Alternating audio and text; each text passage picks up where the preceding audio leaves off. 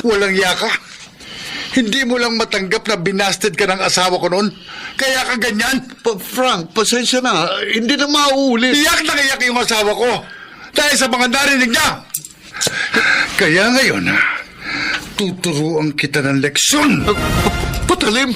Frank! Nakamamatay yan, pare!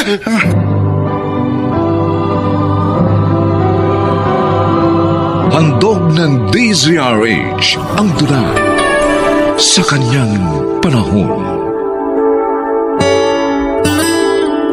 May mga nagsasabing mas madaldal raw at mas mayabang ang babae kaysa sa mga lalaki. Totoo kaya ito? Mga kaibigan, pakinggan natin ang naging karanasan ni Jmar sa ating dulang sa kanyang panahon.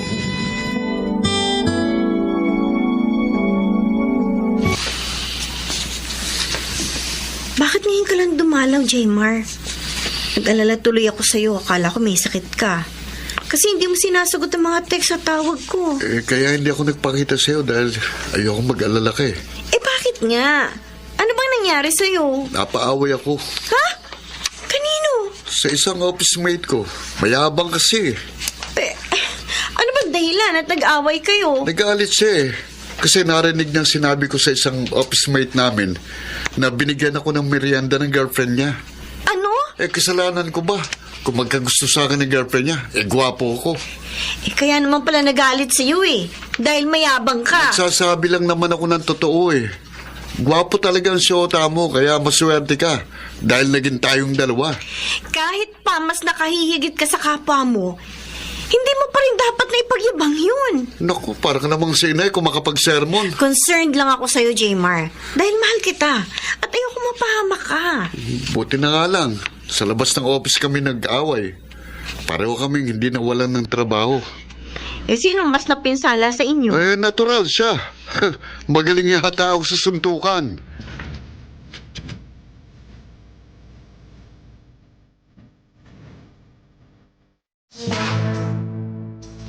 May bago ka na naman palang damit at sapatos, anak. Jack, na mahal na naman ng mga yan. Mga branded eh. Ayos lang yan, ay. Malaki naman ang sweldo ng binata nyo eh. Tsaka, sa itsura ng anak nyo, tama lang na mamahalin ang suot ko. Oh, ang batang ito talaga. Napakayabang. Kaya ka napapaaway eh. Nadumihan niya ata. Mano nga baguhin mo ang ugali mong yan, ha?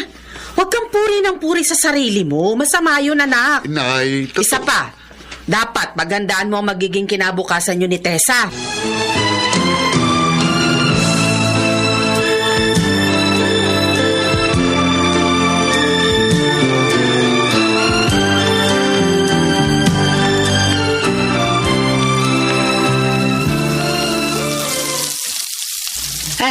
Mabuti na lang at narito ka, Tessa.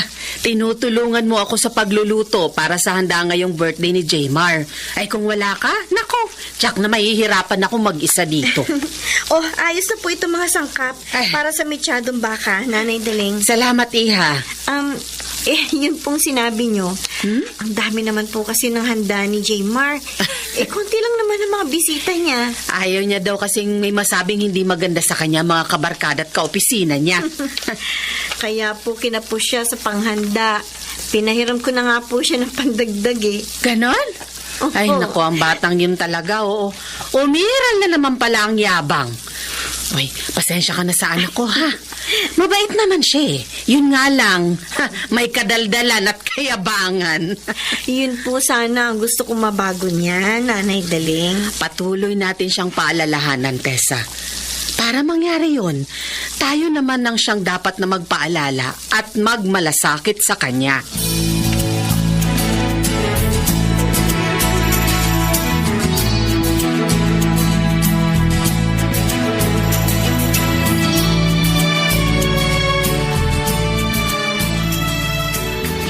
Ayan, Kokoy. Yun. Bayad na ako sa hiniram kong pera sa'yo, ha? Dinagdagan ko pa ng konting tubo yan. Ha? Kaya nga pag ikaw nangihiram ng pera sa akin bigay ka agad ako. Kasi alam ko, di ka makunat magbayad. Oo naman. Tsaka, tropa kita no? Maiba tayo pare. Alam mo ba, ang daming bumilib sa'yo sa mga tropa natin. Bakit? Nung makilala nila si Tessa, ang ganda raw at ang bait. Ang totoo niyan, di hamak namang mas maganda at mas mabait si Tessa kay Rich. Pero alam mo, sa totoo lang, akong niligawan niya eh. Ha? Oo. Talaga? Oo. Dahil gusto ko naman siya. Kaya yung pinagbigyan ko na, sinagot ka na kagad.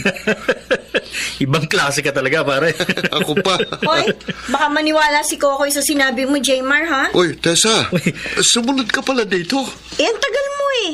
Kaya sinundan na kita. Ay nako, Kokoy, huwag kang maniwala dito kay Jaymar. Alam mo ang totoo, inabot ng ilang buwan ng panliligaw niyan sa akin. Ganun ba? Oo! At sa bahay namin siya umakyat ng ligaw. Dahil ayaw kong nililigawan ako sa kalye.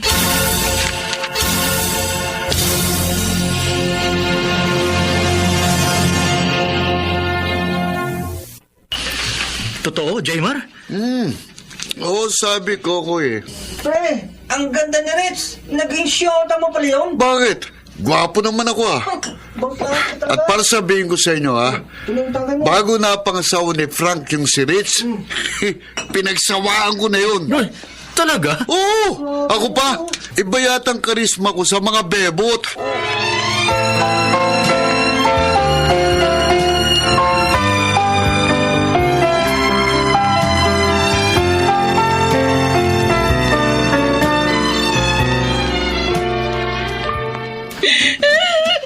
Walang hiya siya. Napakayabang, sinungaling pa. Rich, bakit nagagalit ka? Tumiyak ka pa. Walang hiya si Jaymar. Narinig ko sa tindahan, pinagyayabang niya doon sa mga tropa niya. Naging syota daw niya ako. Ano? Hindi naman totoo yun ah. Ako nga ang sinagot mo eh. Kaya nga nagagalit ako, Frank. At yung nagpayak pa sa akin, yung sinabi pa niyang bago daw tayo naging mag-asawa, pinagsawaan niya ako. Ang gagong hirap. Sinabi niya yun sa mga tao. Oo! Kung hindi nga lang sila mga lasing, susugurin ko ang mayabang at sinungaling na yun eh.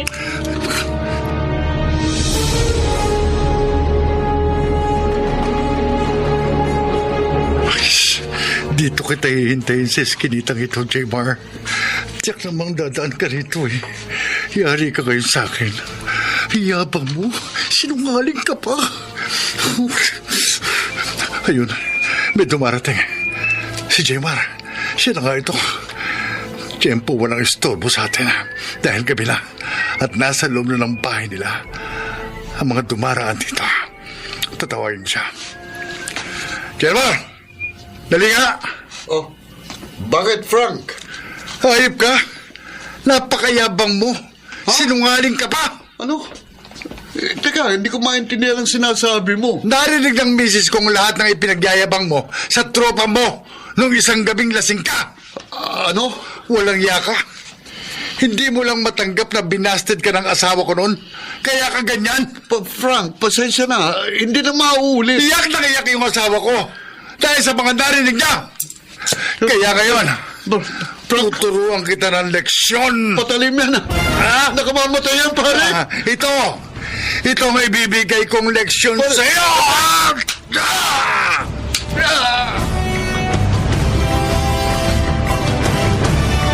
Anak, narito si Kokoy, dinadalaw ka. Pare, ano, kumusta? Ito, sabi ng doktor, malapit na raw ako makauwi ng bahay dahil hindi naman daw malala ang tama ako. Alam mo, nagulat ako nang malaman kong sinaksak ka ni Frank. Bakit ka nga ba sinaksak ng taong yun? Ay hanggang ngayon, hindi mo pa rin sinasabi sa akin. Dahil ba yun sa mga sinabi mo sa amin ng tropa natin? Oo, Kokoy. Narinig pala tayo ni Rich. Nagsumbong siya sa asawa niya kaya nagalit si Frank. Si Ritz? Yung bumasted sa'yo nung araw? Busted ka kay Ritz, Jaymar? Ay, ito. Sabi mo naging syota mo siya at pinagsawaan mo. Ay, bakit mo naman sinabi ang ganyan sa mga kabarkada mo, anak? Naku naman, paninirang puri yun. Maaari kang makulong sa ginawa mo. Hindi ko naman po akalaing mangyayari to eh. Hindi ko lang po kasi matanggap na kahit gwapo ko, binigwa ko ni Rich. Astik naman pare. Ginoyo mo lang pala kami. Pasensya na, pre. Alam na ba ito ni Tessa?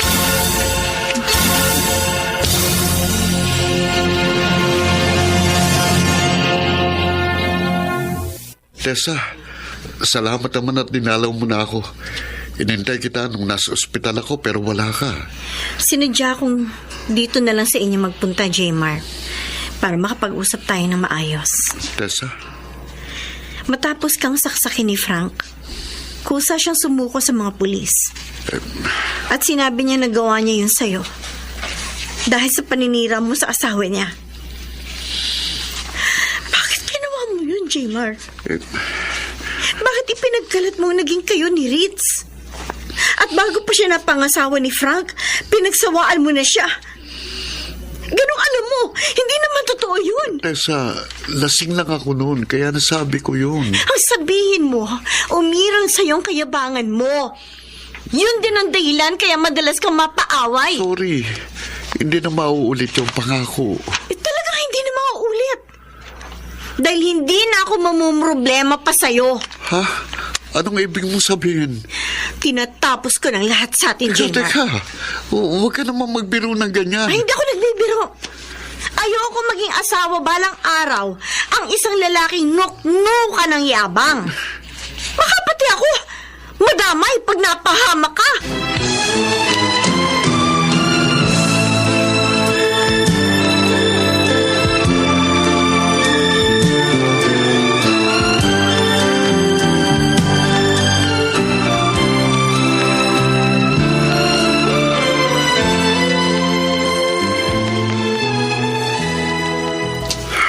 Nakipagkalas-palas sa'yo si Tessa, kaya ka malungkot.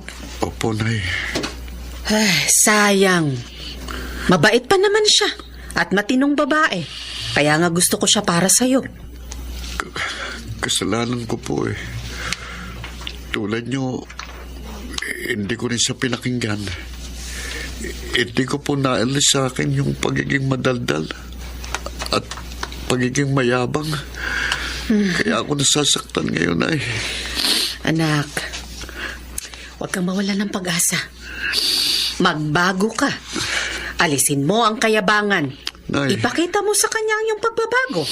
At anong malay mo, magkabalikan din kayo.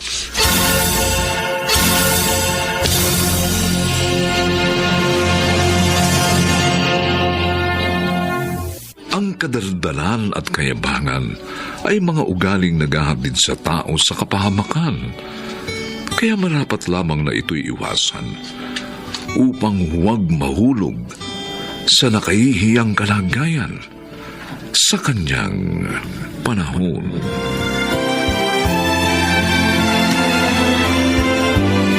Mga nagsiganap, Phil Cruz, Chiquit del Carmen Amor, Jenaline de la Cruz, Rosana Villegas, Bobby Cruz, at Maynard Landicho Jr. Special Sound Effects, Jerry Mutia. Technical Supervision, Eric Lucero at Bong Muyar. Musical Scoring, Buboy Salonga. Ang kasaysayang ito'y mula sa panulat ni Telma Corporal Alcantara. At sa pinagsamang direksyon ng inyong lingkod June Martin de Gaspi at Bobby Cruz. Sa kanyang panahon. Kasi naman, Michelle, huwag ka nang mangarap na magkaroon ng gwapong siyota dahil mabibigo ka lang. Ang dapat sa'yo, humanap ng katulad mo rin.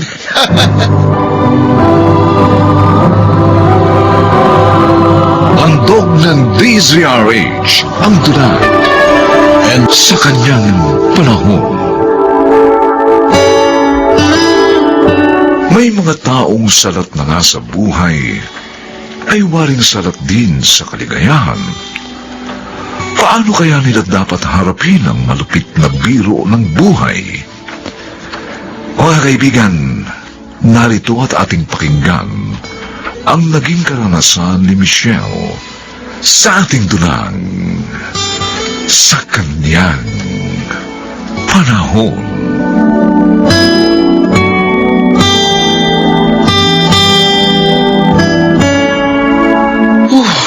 Tagal naman ng tricycle. Yung iba naman kasing driver, kapag ganitong mainit, tinatamad mamasada. Nakakainis.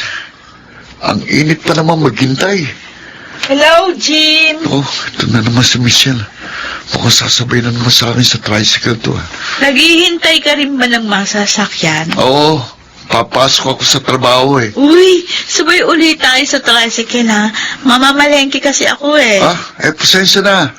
Mag-special ka na lang. Kasi Ha? special ako kunin ko eh. Nagmamadali ako eh. Dadaan din naman sa palengke ang tricycle na sasakyan mo eh. Isa pa, ayoko nang tinutokso ko sa'yo ng tropa ha. Naiinis ako eh. Iniisip nila pumapatol ako sa mukhang... Naiintindihan mo na siguro yun. Hindi naman tayo bagay eh. Sige, Ha? special na lang din yung sasakyan kong tricycle. Pasensya na.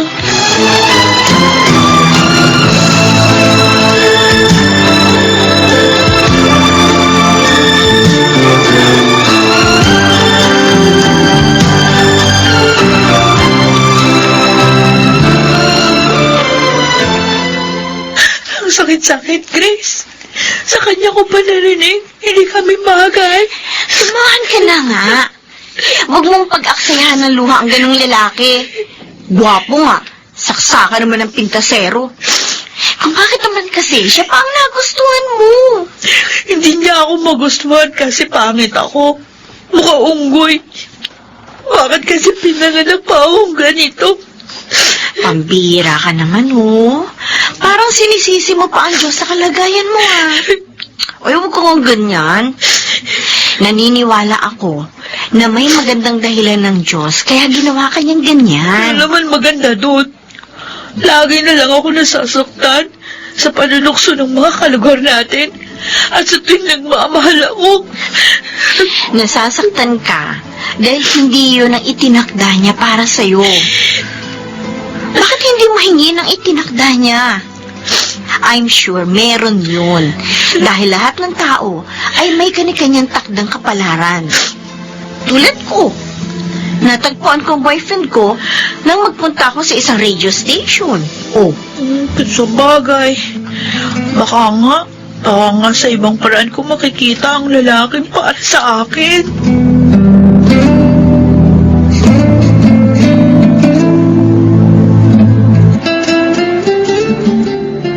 Elmo, halika na.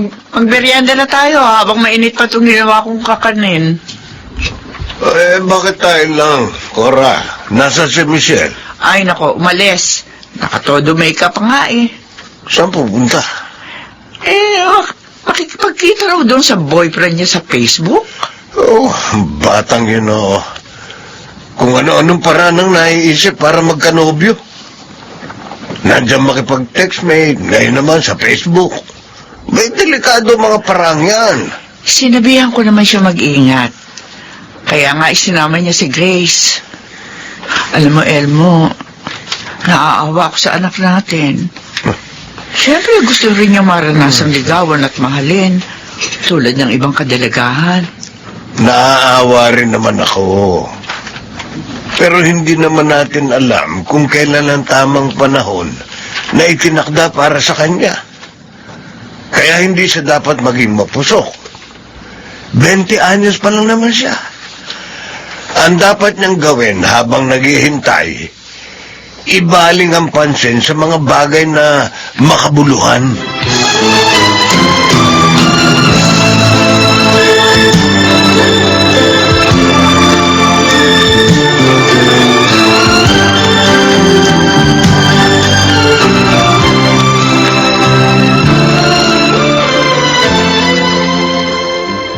Totoo, Jim. Iba na naman ang naghatid kay Michelle kahapon. Malamang dong, nauntog at nagising na yung lalaking dating naghahatid sa kanya. Kaya, iniwan na siya. Kaya iba na naman ang kasama niya. Ano pa? Walang lalaking makatatagal ng maging girlfriend ng ganong itsura. Mukhang unggoy. Sa bagay, kahit ako. Hindi rin ako tatagal. Ano, kita mo? Bakit kaya ganun ang itsura ni Michelle? Baka ipinaglisan ni Aling Cora sa isang unggoy. Tama na! Ay, Tigilan niyo lang nga ako. Michelle? Wala na kayong pinintas kundi ako. Eh, Wala naman akong ginagawa sa inyo, ha? Michelle, pasensya na ha. Kasi naman, Michelle, huwag ka nang mangarap na magkaroon ng gwapong siyota. Dahil mabibigo ka lang. Ang dapat sa'yo, umanap ng katulad mo rin.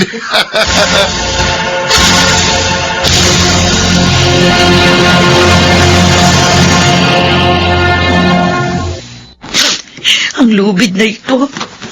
Itong tatapas sa mga paghihirap ng loob ko. Wala palang bata ako. Lagi na lang ako tinutokso. Pinagtatawanan ng mga tao. Dahil sa itsura ko. Wala rin magmahal sa akin. Kahit yung dalawang naging boyfriend ko sa Facebook, iniwan din ako. Nang makita itsura ko sa personal. At malamang, in-edit ko lang ang mga picture ko na pinupost ko doon. Hirap na ako. Totally kong lubid na to. Silig ko. Tapos, isasabit ko doon.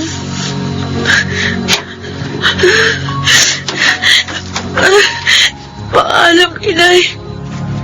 Itay, patawarin niyo ako kung iiwan ko na kayo.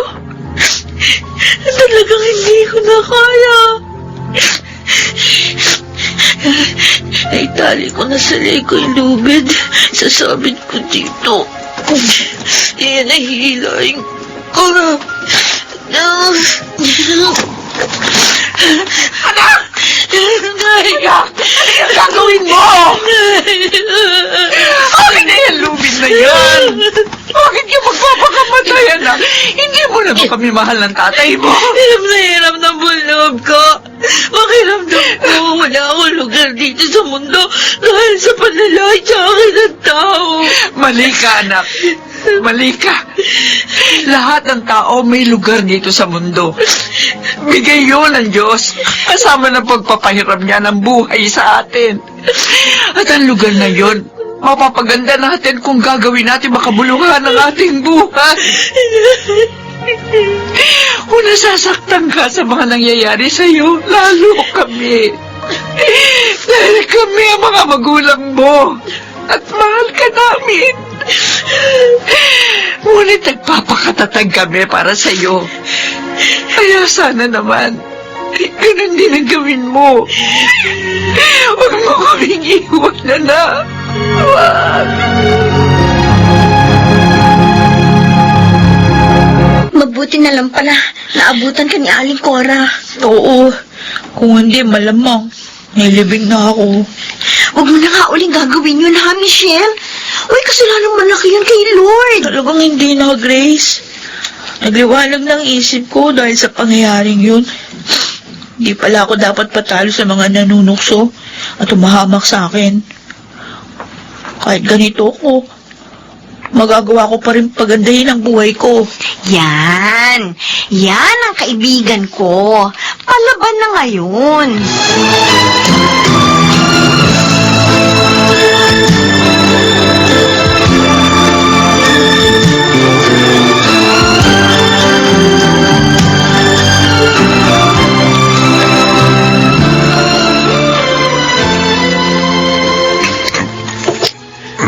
Ito pa po ang kanin at ulam, Nay. Tay. Salamat, anak. Buti naman nagluto ka ng hapunan natin, Michelle. Natagalan kami ng nanay mo kinakapitan eh. Bakit po ba? Abay, yung kaibigan kasi ni Kapitan, Oh. hinold up. Malapit dito sa lugar natin. Nahuli naman yung hold-upper. Kaso, yung maliit na bag ng kaibigan ni Kapitan, ay hindi na nakuha doon sa lang hold-up. Yung relo lang ang nakita. Eh, sabi raw nung hold-upper, tinapon daw sa isang basurahan dito sa lugar natin. Ho, Eh, kaya tinanong kami kung may nakuha kami sa basurahan natin. Na bag na kulay itim. Eh, wala naman kami napulot. Nay. Tay. Meron po ako napulot na ganong bag sa basurahan. Ha? Nung nilinis ko po yung kanina. Ano? Tapos nakita ko ang daming pera. Oh, Elmo, anong gagawin natin? Nay, Tay, gusto ko pong ibalik yun sa kaibigan ni Kapitan.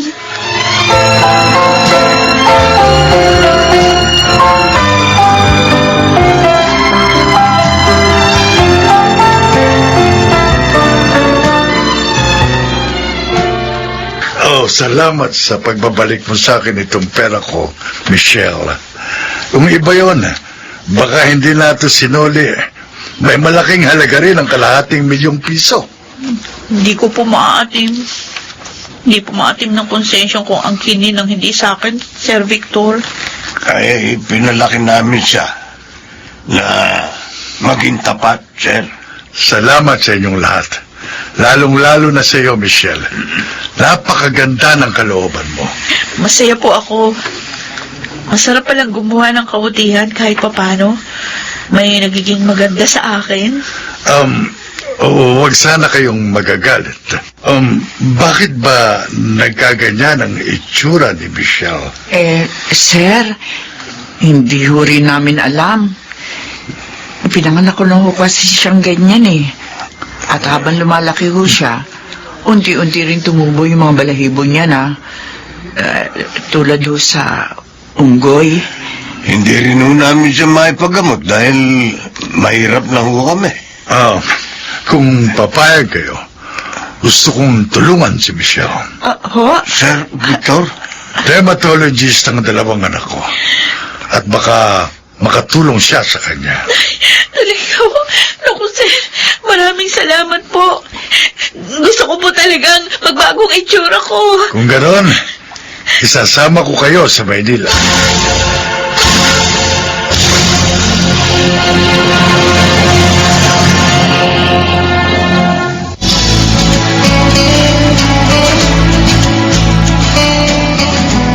Michelle, isa na namang taong nawawala ng pag-asa ang natulungan mo. Nabago ang pananaw niya sa buhay dahil sa pagkausap mo sa kanya. Halos hindi po siya makapaniwala nung malaman na pareho lang kami ng itsura noon at ginamot lang po ako ng mga anak ninyo. Kaya iba na ang itsura ko ngayon. At dahil doon, ngayon, handa na siyang sumailalim sa gamutan. Oh? Hindi talaga kami nagkamali, Michelle, sa pagkuha sa iyo bilang sekretary ng aming clinic.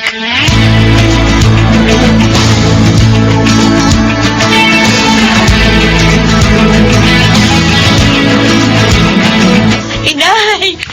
Michelle! Naku, anak! Tinuto mo talaga ang sinabi mong magbabakasyon ka rin sa atin. Opo, pinayagan naman po ako ni na Sir Victor at ng mga anak niya. Kaya nga, makakasama ko na po kayo ng Itay ng ilang araw. Nasaan nga po pala si Itay? Abay, kumuha ng kakataying manok. Ay, Siya raw ang magluluto ng paborito mong tinolang manok. Anak, oh, ibang-iba ka na talaga ngayon. Abay, wala na yung mga balahibo mo. hindi ka na mukhang unggoy. Tama po kayo. At ang pagbabago kong ito, ay utang ko rin po sa inyo. Inawat niyo ko sa tangka kong pagpapakamatay. Pinaliwanagan. Kaya ngayon, nakamit ko po ang kaligayahan.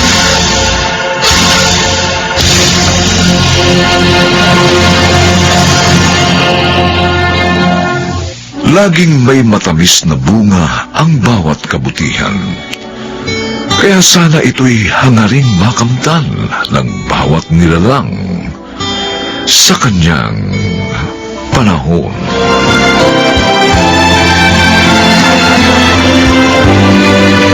Mga nagsiganap: Rosana Villegas, Susan Robles, Lionel Benjamin, Chiquit del Carmen Amor, Phil Cruz, at Bobby Cruz.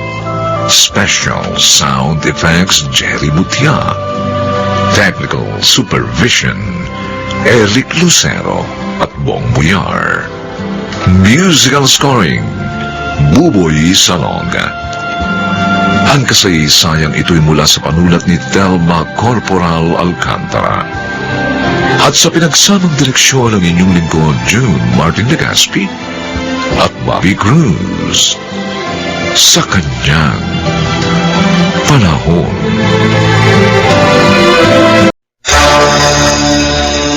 Edwin, tsaka na lang natin ituloy ang interview na to. Ha? Ho? Bakit ho? Oo nga, Raquel. Noong una, interesado ko sa kanila. Mawalan na ako ng gana.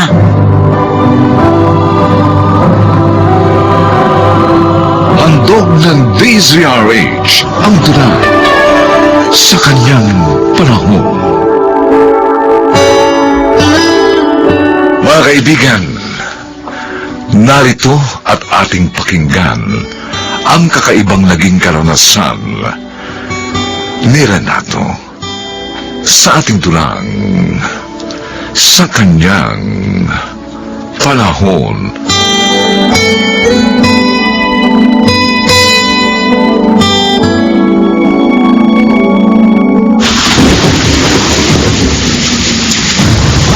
Elisa, sigurado ka bang nadala natin lahat ng mahalagang gamit natin dito sa evacuation center? Oo, Renato. Katuwang ko kanina si Rani at Dende sa paghahapon bago pa umulan ng malakas. Sana naman, huwag mawasak ng gustong bahay natin. Hindi bali yung marumihan ng putik, kaya nating linisin yun. Pero ang masira, mamumroblema na naman tayo sa pera para maipagawa yun. Taong to, hindi ka naman nasana. Halos taon-taon nasisira ng bagyo yung bahay natin. Naayos din naman natin kahit papaano. Matagal nga lang. Pero iba raw ang bagyong ito. Malakas daw talaga ito. Kaya pasalamat tayo. Lalakalikas agad tayo dito sa evacuation center.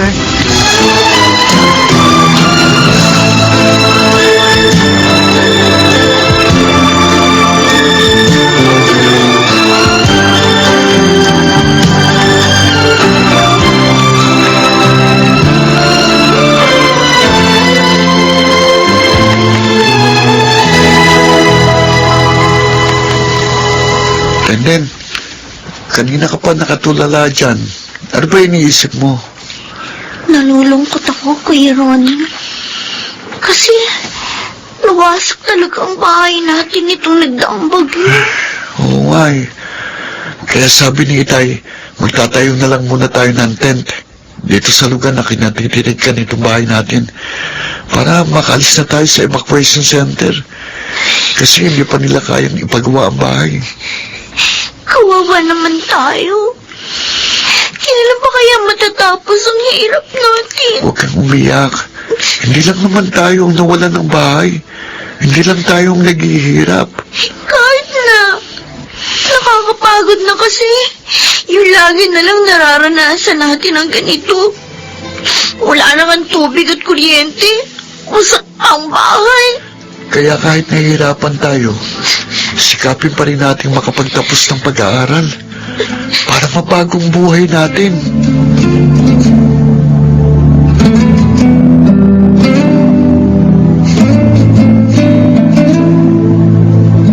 Elisa, iayos mo itong konting isda na ibinigay sa akin sa palengke.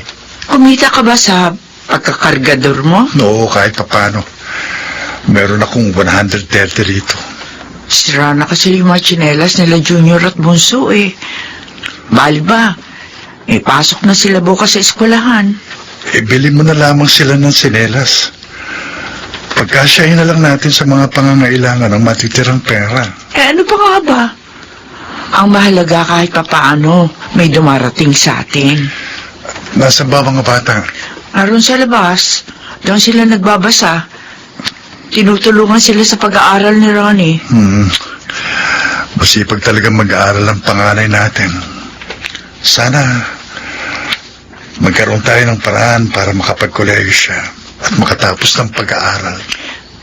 Pangarap ko rin yun para sa kanya. Pero paano matutupad yun? Pangingisda at pagiging kargador lang naman ng trabaho mo. At kapwa tayo, hindi nakatapos ng high school.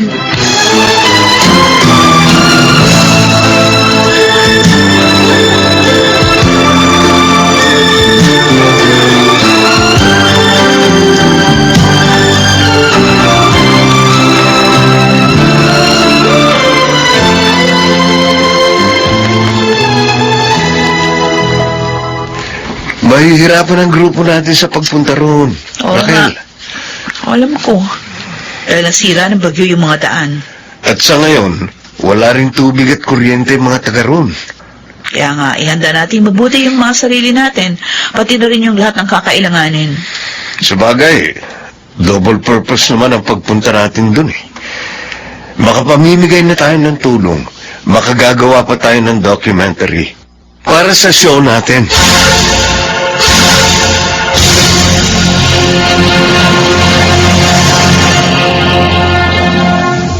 Ay, sa wakas. Nakarating din tayo rito. Pero miserable, ha? Sinong sira yung daan? Pati yung mga bahay dito, daming wasak. Sabi ko naman sa'yo, di ba? Nakita ko na yan sa social media. Paano kaya nabubuhay yung mga tao dito ngayon? Pati nga yung mga pananim nila at yung mga bangka, oh. Napinsala ng bagyo. Malalaman natin yan mamaya. Pag nakausap na natin ang kapitan ng barangay. Ay, sandali, Edwin. Hmm. Huminto muna tayo ng paglalakad. O, sige. Bakit ba? Ano nakita mo? Ayun, oh. Tingnan mo yung 4 na kabataang yun. Oh, dito sila sa labas nag-aaral. Oo. Malamang, wala silang kuryente sa kanilang lugar. Nga, kaya nga. Alika, lapitan natin. Baka pwede silang maging material doon sa ating program.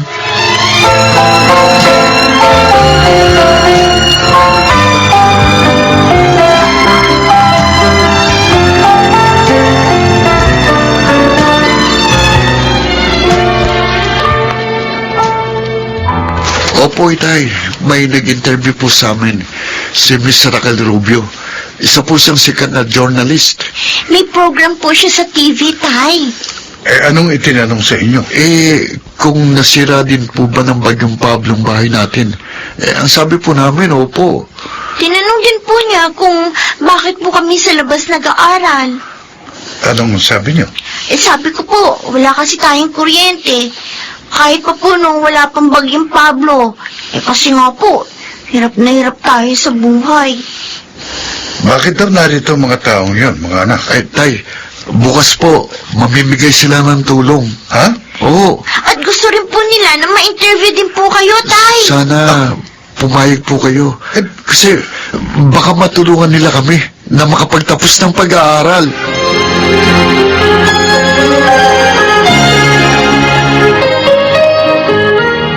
Kayo pala ang tatay ni na Ronnie. Opo, sir. O, Raquel, ano? Hindi ka na nakakibo nang makita mong tatay ni na Ronnie. Okay. Sorry. Pasensya na. Pero lang kasi ako naalalang bigla eh. Ako pala si Raquel Rubio. Siya naman yung asawa ko, si Edwin. Mga journalist kami at may TV program. Sabi nga ho ng mga anak ko, ako naman ho si Renato. Renato Nicolas. Renato Nicolas? Opo. Bakit ho, ma'am? Bakit kayo nagulat? Oo nga. Kanina ka pa nagugulat kay Man Renato. Matanong ko lang, nagarito ba kayo sa summer? Hindi ho, ma'am. Tagabi ko lang magulang ko. Pero nang pumanaw sila, nagkahiwalay kami ng 2 kong kapatid. Bata pa kami noon. At ako nga napadpad dito sa summer. Edwin, tsaka na lang natin ituloy yung interview. Ho? Bakit ho? Oo nga, Raquel. Noong una, interesado ka sa kanila. Nawala na ako ng gana.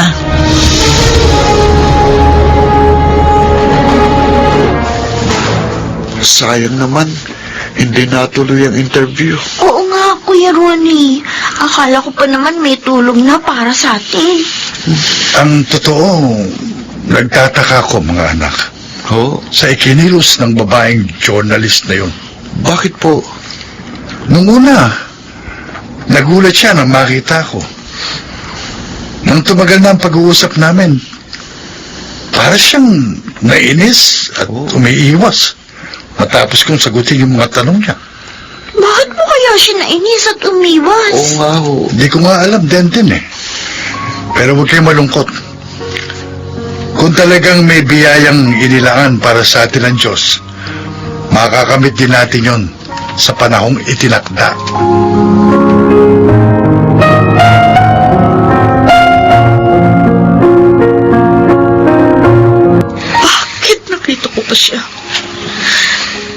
pa'y natagpuan namin. Raquel? Ba't ka umiiyak? Edwin, alam mo yung tungkol sa pagkatao ko, di ba? Oo. Hindi mo naman tinago yun sa akin. Yung lalaki na balak nating interviewin. Oh, Siya ang kuya ko. Si Kuya Nato. talaga? Oo. Sigurado ako doon. Dahil yung mukha niya meron siyang nunal sa ilong. At doon sa mga impormasyong sinabi niya sa atin. Kung ganun, mas dapat natin siyang tulungan. Galit ako sa kanya. Dahil hinayaan niya ako mapalayo sa kanila. Hinayaan niyang ampunin ako ng ibang tao. Naging malalim ang sugat na yun dito sa puso ko, Edwin. Raquel, hindi ka dapat magalit sa kanya. Dapat nga pasalamat ka. Dahil sa pagpayag niyang ampunin ka ng iba, nagkaroon ka ngayon ng maginhawang buhay.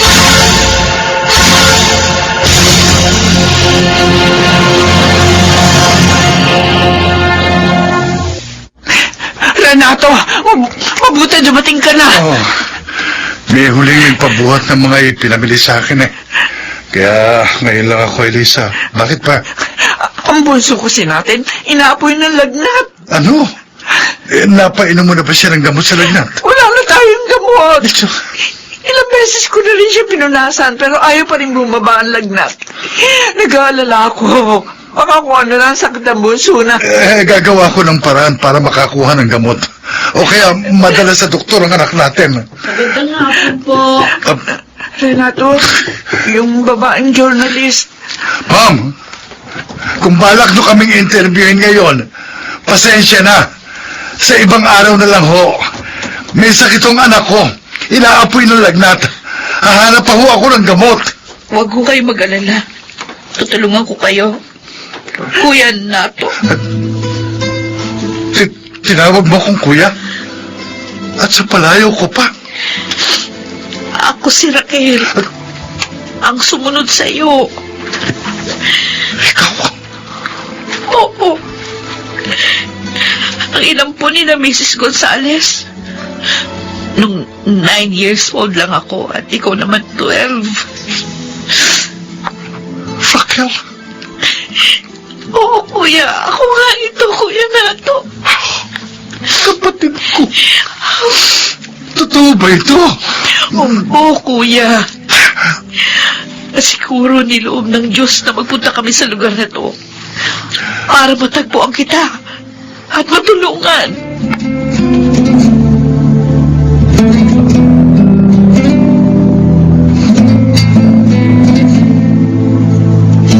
Wala nang lagnat ang bunso mo, kuya. Oo, nabigyan na rin siya ng mga vitamins.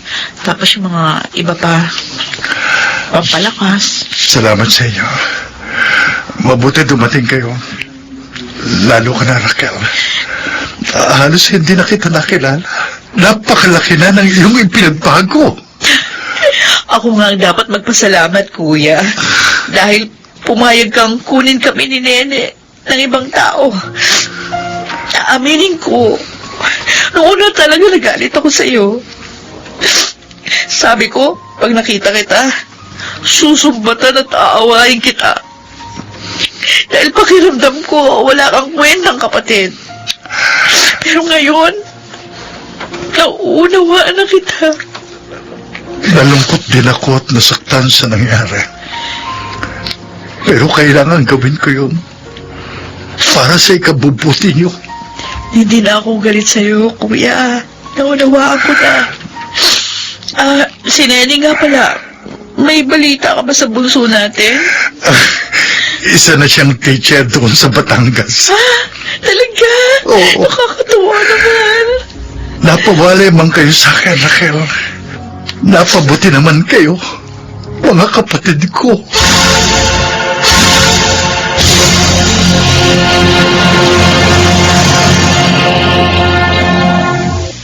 Maging ang mga kalabidad ay may kadahilanan.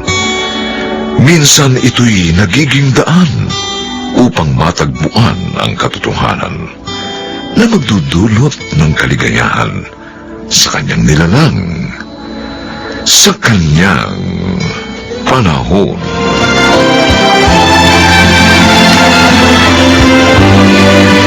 Mga nagsiganap: Bobby Cruz, Susan Robles, Phil Cruz, Chiquit del Carmen Amor, Rosana Villegas, Lionel Benjamin. Special Sound Effects Jerry Mutia. Technical Supervision Eric Lucero at Bong Muyar. Musical Scoring Buboy Salonga. Ang kasaysayang ito'y mula sa panulat ni Telma Corporal Alcantara at sa pinagsamang direksyon ng inyong lingkod June Martin de Gaspi at Bobby Cruz sa kanyang panahon. Inaamin ko, may pagkukulang ako. Pero sana naman maunawaan mo na dahil patay na ang tatay niyo, kailangan kong kumayod na mag-isa para mabuhay tayong lahat. Ang sabihin nyo, hindi nyo kami mahal. Nag-abroad kayo para makaiwas sa hirap sa pag-aalaga sa amin.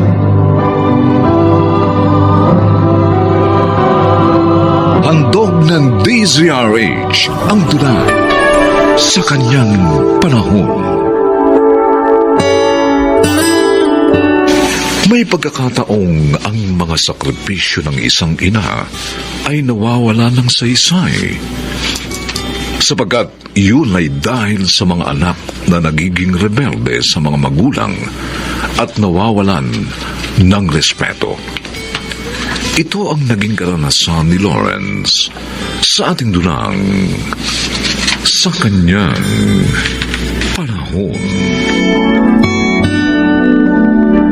Lito, eto na notebook mo. Thanks, ha. Okay lang, Nato. Dapat kasi hindi na kayo nag-aaral eh. Nahihirapan patuloy kayong dalawa. Lawrence, kaya ko maglakwatsa. Pero ang huminto sa pag-aaral, hindi, no? Eh di bilambo ko ng tatay ko pag ginawa ko yun. At tatala ka naman ako ni inay mula umaga hanggang gabi. Mali naman kasi na huminto tayo ng pag-aaral. Dapat nga, magsikap tayo habang nariyan pa ang parents natin at inaalalayan tayo. Naku. Nag-sermon na naman si Father Lito. Oo nga. Change topic na lang. O ano, pupunta ba kayo sa party ni Bogs bukas? Aba, siyempre. May tauma yata dun. Ikaw, pupunta ka. Oo naman. Nakapagdahilan na ako kina inay at itay. Ako, hindi ako makakapunta eh. Kasi may deliver si Tay. Sasamahan ko siya. Naku, yan ang hirap na kasama ang mga magulang eh. Laging may kontra sa gimmick.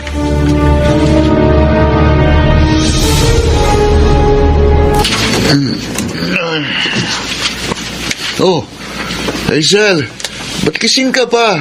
Ating gabi na. Ako na naghintay sa'yo para magbukas ng pinto.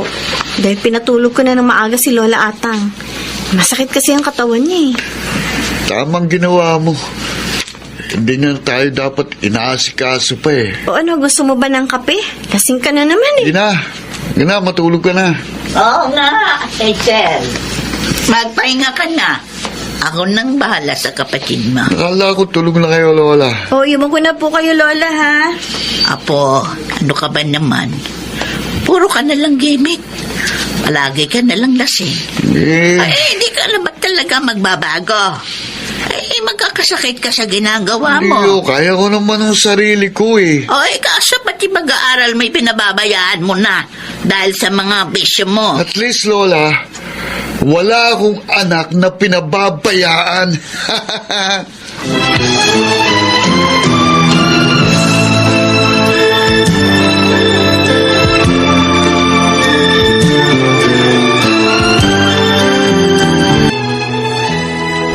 Anak, ngayon alam ko na. Yun ang dahilan. Kaya nagkaganon yung panganay mo. Dahil iniisip niya, pinababayaan mo sila. Alam niyo po, hindi totoo yun, Nay. Dahil sa kanila, kaya ako nagtitiis sa trabaho ko dito sa Dubai. Para mabigyan ko ho sila ng isang magandang kinabukasan. Ay, ilang beses ko na rin ipaniliwanag yan sa mga anak mo. Eh, mukhang yung bunso mo lang yung nakaunawa. Hindi po, Bale. Kakausapin ko ho na masinsinan si Lawrence pagbakasyon ko dyan. Total, malapit na naman ho yun. Oy, sana makinig sa iyo yung si Trina. At mailigtas natin siya sa pagkasira ng kanyang kinabukasan.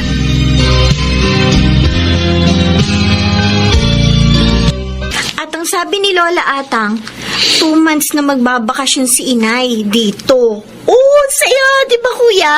Matagal natin makakasama si Inay. Paano naman magiging masaya? May darating na kontrabida. Kuya Lawrence naman, bakit ka ba ganyan magsalita sa nanay natin? Alalahanin mo galing sa kanyang perang kailangan natin. Ano pa nangyayari naman sa'yo? Bakit may galit ka ba kay Inay? Eh kung tutuusin nga, siya ang dapat na magalit sa'yo eh. Dahil pinababayaan mong pag-aaral mo. Sinayang mo yung mga gastos niya. Tigilan mo nga ako, Hazel. Alalahanin mo ha, mas matanda ako sa'yo. Salita ka ng salita, wala ka namang nalalaman.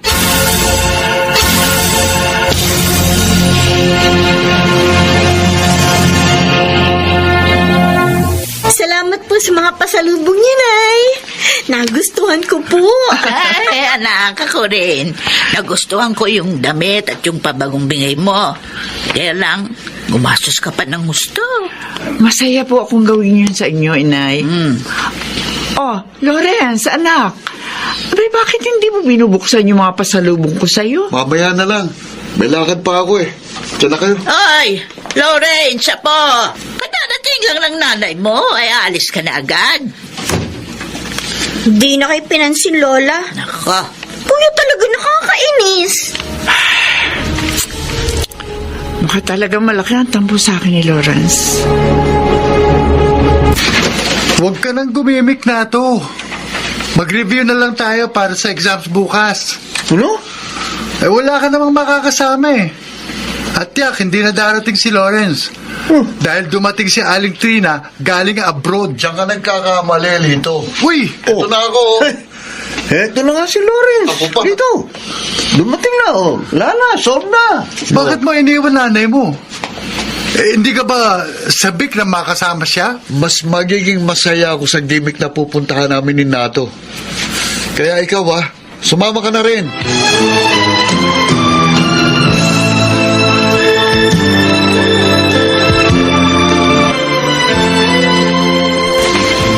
Lawrence, anak. Dinala ko dito sa kwarto mo, almusal mo. Bakit dinala niyo pa? May paa naman ako para magpunta sa kusina. Lawrence, anak, bakit ka ba ganyan sa akin? Ano ba kinagagalit mo? May dapat ho ba akong ikatuwa? Ganong pinabayaan niyo kami kay Lola? Lawrence! 10 years old lang ako nang mag-abroad kayo. At 22 na ako ngayon. Ibig sabihin, 12 years yung tinakasan ng responsibility nyo sa pag-aalaga sa amin. Hindi ko kayo tinakasan, anak. Oo, nagtrabaho ko sa ibang bansa. Pero yan ay upang mapag-aral at mabigyan ko kayo ng isang magandang buhay. Maayos ba yung wala kayo nung mga panahong birthday namin? Nung may sakit kami?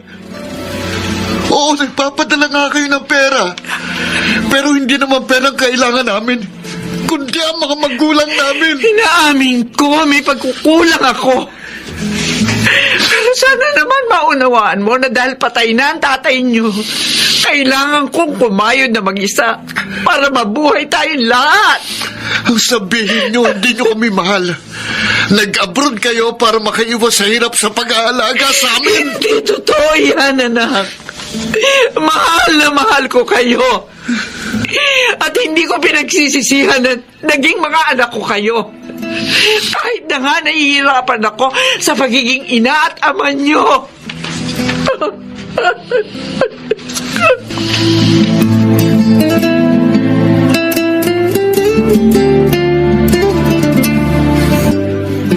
Nay, Oh. Pupunta lang po ako sa mall na malapit dito sa atin, ho. Bakit, anak? Susurpresahin ko po si Lawrence sa birthday niya. Bibilan ko siya ng regalo. Nako, tanggapin kaya niya yun. Galit nga siya. Gusto ko pong makabawi sa pagkukulang ko sa mga anak ko, inay. Lalo na po kay Lawrence. Ang akala ko, dahil lalaki yung panganay mo, hindi siya magiging mapaghanap. Mali pala ako. Mas naging mapaghanap siya sa iyo kaysa kay Hazel. Kaya nga po hindi ko siya magawang saktan eh. Dahil alam ko may kasalanan din ako. Sana mawala na pagdaramdam niya para makabawi naman ako. Palagay ko, mangyayari lang yun kung hindi ka na mag-abroad. Inay? Oo. Ay, malaki na yung mga anak mo, Trina. May sapat ka ng ipon. Kaya sa tingin ko, panahon na para sila naman ang iyong asikasuhin.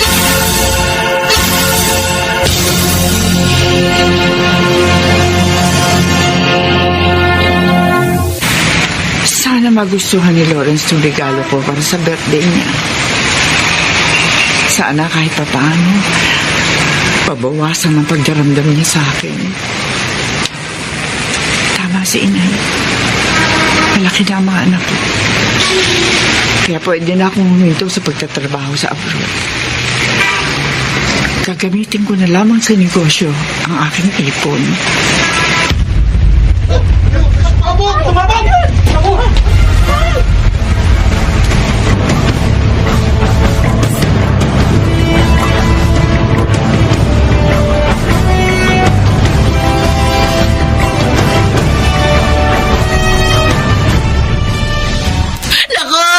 Siya po, kailangan pumunta tayo sa mall na yon. Kailangan malaman natin nangyari sa nanay mo.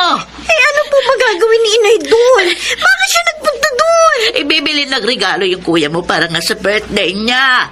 Kasi gusto niyang sorpresahin para mawala na yung tampo. Ano po? Lola Ata, may nagpasabog po ng bomba sa mall na yun. At ayon sa balita, marami nasaktan. Narinig ko rin yun na po. Kaya nga, nag-aalala ako't natatakot, Lawrence. Makakasama sa mga yun ang nanay niyo.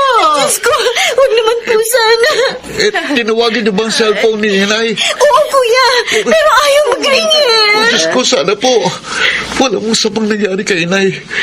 Pag nagkataon, sisisihin ko ang sarili ko.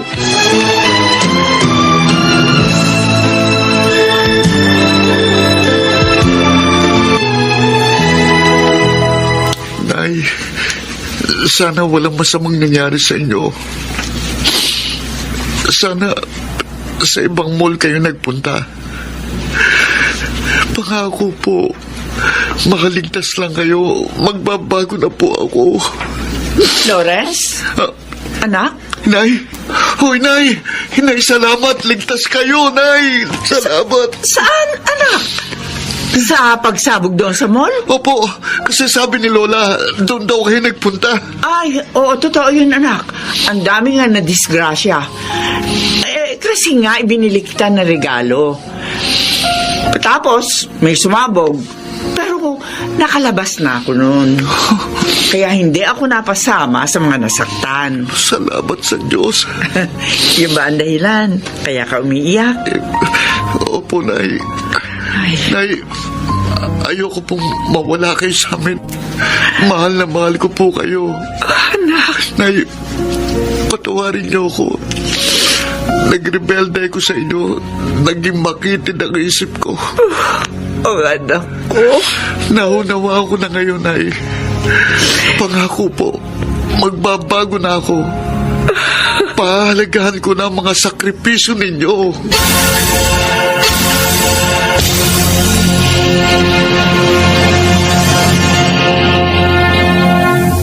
Kung lagi lamang magkakaunawaan ang mga anak at magulang, mababawasan ang mga naliligaw ng landas at gaganda at sasaya ang tinginan ng isang pamilya sa kanyang panahon. Mga nagsiganap: Phil Cruz, Chiquit del Carmen Amor, Susan Robles, Rosana Villegas, Lionel Benjamin, at Bobby Cruz. Special sound effects, Jerry Mutia. Technical supervision, Eric Lucero at Bong Muyar. Musical scoring, Buboy Sanonga.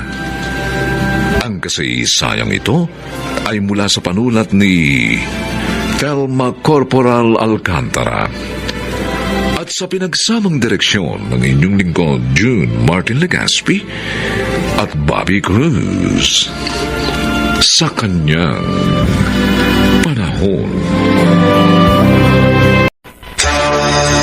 Isa pa yan sa ginawa mong mali. Iniwan mo si Aling Tessie dahil kay Andrew. Ginawa ko yon dahil hindi niya matanggap yung pagsasama namin ni Andrew. Pareho sila ni Kuya Nilo. At kahit kaibigan ko, magagawa kong iwan. Alang-alang sa pag-ibig namin ni Andrew.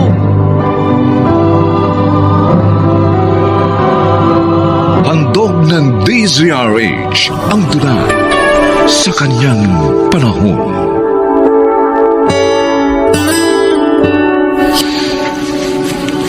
Likas sa tao ang kahinaan, kaya naman laging kailangan ang payo ng kapwa, lalo na ng mga sa kanya'y nagmamahal. Mga kaibigan, narito po ang naging karanasan ni Marisa sa ating dulang sa kanyang panahon.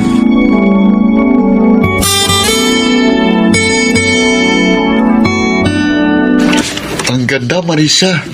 At kumpleto pa sa mga kasangkapan. Natutuwa naman ako at nagustuhan mo tong titira natin. Salamat. At pumayag kang magsama na tayo. Kahit wala pa akong trabaho. Dahil mahal na mahal kita, Andrew. At gusto ko, lalo kang matulungan at maasikaso. Hayaan mo. Kapag may trabaho na ako, babawi ako sa'yo. Promise.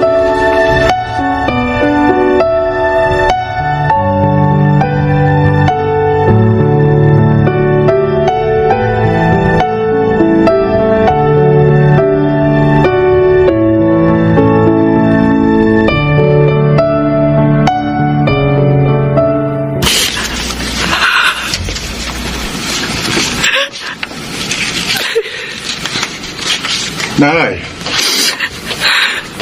umiiyak na naman kayo. Nag-aalala ako sa kapatid mo, Nilo. Mahigit 1 week na siyang wala rito sa inyo.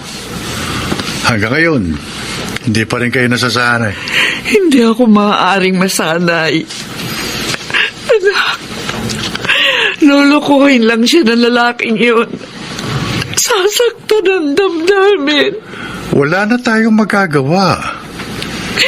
Hindi siya nakinig sa mga payo natin. Pinili pa rin niyang makipag-live-in sa lalaking 13 years na mas bata sa kanya. Kaya kung masaktan man siya, may kasalanan niya yun. Anak, alamin mo kung saan siya nakatira para madalaw natin. Paano natin malalaman? Wala naman siya sinabi sa inyo kung saan niya ibabahay ang Andrew na yun. Subukin mong tanungin mga kaibigan ni Marisa. Pakiusap, Nilo, gawin mo. Para namang gumaan ang kalooban ko.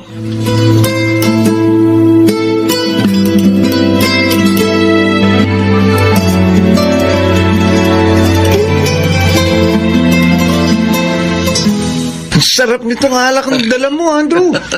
Pati itong pulutan. Siyempre, mucho ngayon ang tropa mo, Dandy. Iba talaga pag may sugar, mami. Laging madatong. Tama. Sa sweldo nga ni Marisa, ipapamili niya ako uli. Magpapabili na rin ako ng mamahaling relo at cellphone. Pre, talaga bang pera lang ang gusto mo sa kanya? Oo naman, oh. Dahil ayoko sa matandang dalaga. Kaya ikaw, ha, humanap ka na rin ng gaya ni Marisa para lagi kang may datong. Oh. Turuan mo muna ako kung paano magiging kasing bangis mo.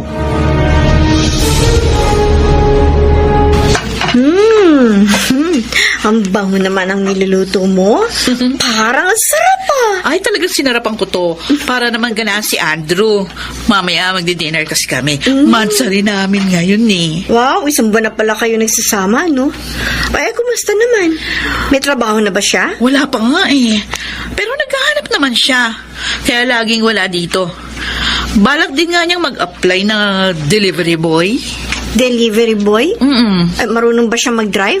Oo. May lisensya ba siya? Meron. At syempre, marunong magmaneho. Eh kaso wala naman kayo sasakyan. O di, uutang ako ng pera sa company natin para makabili. Ano?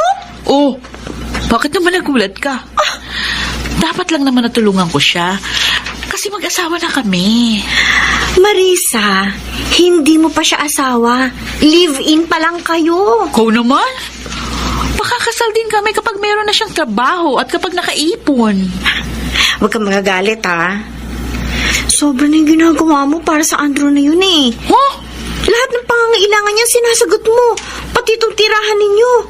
Ngayon, ikukuha mo pa siya ng kotse? Alam mo, para sa akin, kapag mahal ko, walang problema. Dapat tulungan at suportahan ko ng buong buo. Kung asawa mo, okay. Eh, siya naman, hindi mo pa naman siya asawa. Kaya hindi ka dapat ganyan. Ano ka ba? Para ka naman si inay. Ayan, isa pa yan. Sa maling ginawa mo. Iniwan mo si Aling Tessie dahil kay Andrew. Eh, ginawa ko yun dahil hindi niya matanggap yung pagsasama namin ni Andrew. Ay, Pareho sila ni Kuya Nilo. At kahit kaibigan ko, magagawa kong iwan. ha? Alang-alang sa pag-ibig namin ni Andrew.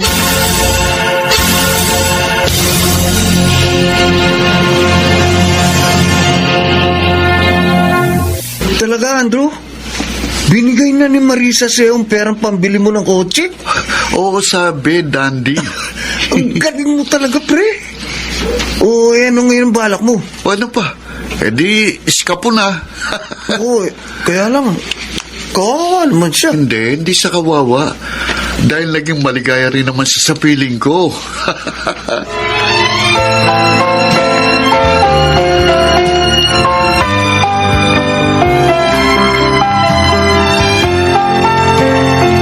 Heto na po ang address, Aling Tessie, Nilo. Uy, salamat, Nancy. Ha? Huwag niyo na lang babanggitin sa kanya na ako nagbigay sa inyo, ha? Talagang ayaw niyang ipaalam sa amin kung saan sila nakatira. Eh, para daw matahimik sila ni Andrew. Ang anak ko. Nabilog na talagang ulo niya ng Andrew na yun. Pati tayo na kanyang pamilya. Hindi na mahalaga sa kanya. Eh, nun nga huli kami magkausap. Pakiramdam ko, nainis siya sa akin eh. Dahil sinabi ko na sobra na yung mga ginagawa niya sa lalaking yun. Biro niyo, ipinangutang pa niya ng perang pambili ng sasakyan.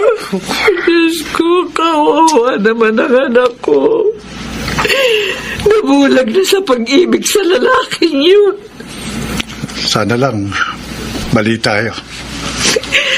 Sana, huwag niyan lulukohin ang kapatid ko. Dahil baka kung ano magawa ko sa Andrew na yun kapag niloko niya si Marisa.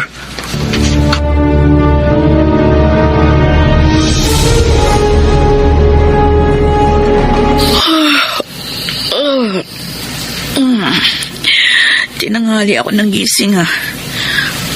Nalasing kasi si Andrew. Daming nainom kagabi.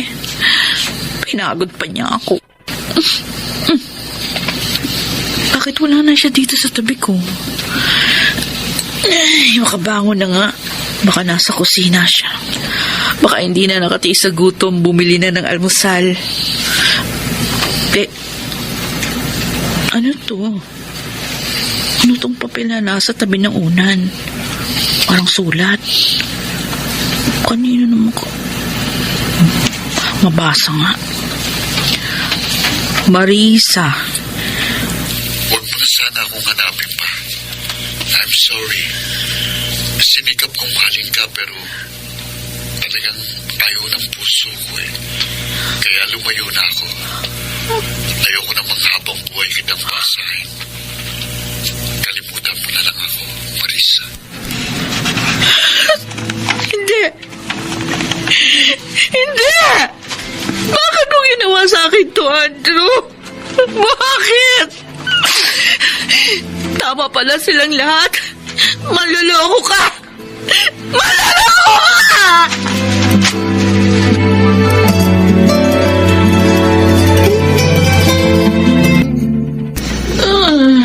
At yun palang dahilan. Kaya ilang araw ka nang hindi pumapasok sa office. Bakit niya ginawa yun sa akin, Nancy? Minahal ko naman siya ng sobra-sobra. Yon ang dahilan. Kaya kanya naloko. Hindi mo nakita ang kanyang kapintasan dahil sa sobrang pagmamahal mo sa kanya. Walang iya siya. Napakasama niya. Pati si Nainay kinalimutan ko pagkatapos nung makuha niya yung perang inutang ko na pambili ng sasakyan. Basta na lang ako iniwan. Walang iya siya talaga. Marisa, kalimutan mo na ang lalaking yon. Balikan mo na lang sina Aling Tessie. Humingi ka ng tawad sa kanila. I'm sure, mapapatawad ka nila.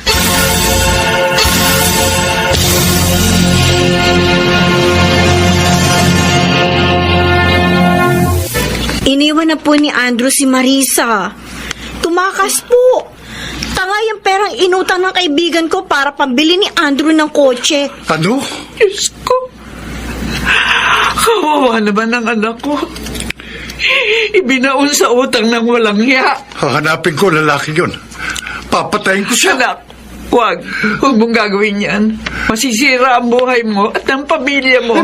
Tama si Aling Tessie, Nilo. Pababayaan na lang natin ang kaapihan ng kapatid ko. Anak, hindi natutulog ang Diyos. No. Hindi man tayo makaganti. Siya ang gagawa noon. Kaya wag mo nang dungisan ng mga kamay mo. Puntahan niyo na lang po si Marisa. Lagi po siya naglalasing mula nang iwan siya ni Andrew. Pati nga po trabaho niya, napabayaan niya na eh.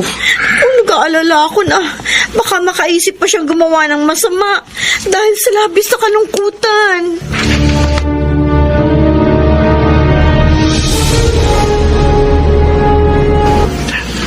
Oh, anak, Marisa. Marisa, Inay, Kuya Neil, Bakit hindi ka bumalik sa bahay? Iniwan ka na pala ng lalaking yun. kung hindi pa kami naparito, hindi namin malalapang may sakit ka. nahihiya ako sa inyo. Nay, Kuya, hindi ako nakinig sa mga payo niyo. Minahal ko si Andrew sa kabila ng malaking agwad namin. Nakipaglibin ako kahit ayaw niyo. Nagpadaig ako sa kahinaan ko. Kaya eto, niloko ako. Iniwanan pa ng malaking pagkakautang. Mababayaran mo rin ang utang na yun, Marisa. May pagkakataon ka pang makabangon. Tutulungan ka namin, anak. Parang hindi ko na kaya. Napakasakit. Kaya mo yan. Ilapit mo lamang sa Diyos ang laman ng puso mo. At maghintay ka lamang. Pagagalingin ng may kapal ang sugat ng iyong puso.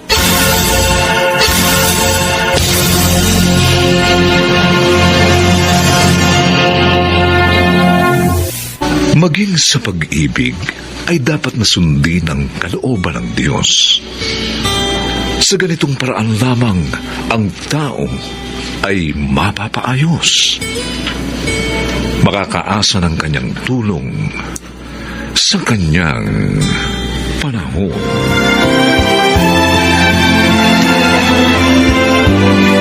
Mga nagsiganap, Rosana Villegas, Phil Cruz, Susan Robles, Bobby Cruz, Chiquit del Carmen Amor, at Lionel Benjamin. Special sound effects, Jerry Mutiat. Technical supervision, Eric Lucero at Bong Muyar. Musical scoring, Buboy Salonga. Ang kasaysayang ito ay mula sa panulat ni Thelma Corporal Alcantara at sa pinagsamang direksyon ng inyong lingkod June Martin Legaspi at Bobby Cruz. Sa kanyang panahon.